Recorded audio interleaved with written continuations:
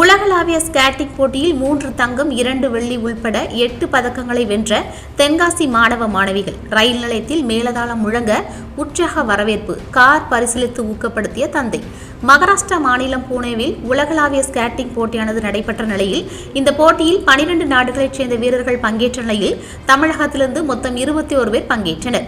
அதில் தென்காசி மாவட்டத்திலிருந்து 8 பள்ளி மாணவ மாணவிகள் பங்கேற்ற நிலையில் தென்காசி மாவட்டத்திலிருந்து இந்த போட்டியில் பங்கேற்ற 8 மாணவ மாணவிகளும் பரிசுகளை வென்று சாதனை படைத்துள்ளனர். குறிப்பாக 3 தங்கப்பதக்கம், 2 வெள்ளிப்பதக்கம், 3 வெண்கலப் பதக்கம் உட்பட 8 பதக்கங்களை தென்காசி மாவட்டத்தைச் சேர்ந்த மாணவ மாணவிகள் வென்றுள்ள நிலையில் போட்டியானது நிறைவு பெற்று தென்காசி மாவட்டத்திற்கு வருகை தந்த மாணவ மாணவிகளுக்கு மேலதாளங்கள் முழங்க உற்சாக வரவேற்பு அளிக்கப்பட்டது.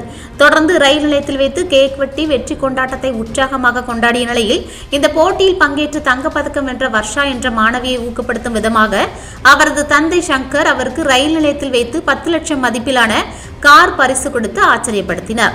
குறிப்பாக மாணவி வர்ஷா இந்த போட்டியில் தங்கப்பதக்கம் வென்றால் தங்களது குடும்பத்திற்கென புதிய கார் வாங்குவதாக அவர் தந்தை முன்னதாக உறுதியளித்திருந்த நிலையில் தற்போது அவர் கூறியது போல் வர்ஷாவுக்கு அவர் தந்தை கார் பரிசளித்துள்ளது குறிப்பிடத்தக்கது. மேலும் பயிற்சியாளர் பாக்கியராஜுக்கும் மாணவ மாணவிகளின் பெற்றோர்கள் வரவேற்பு அளித்தனர்.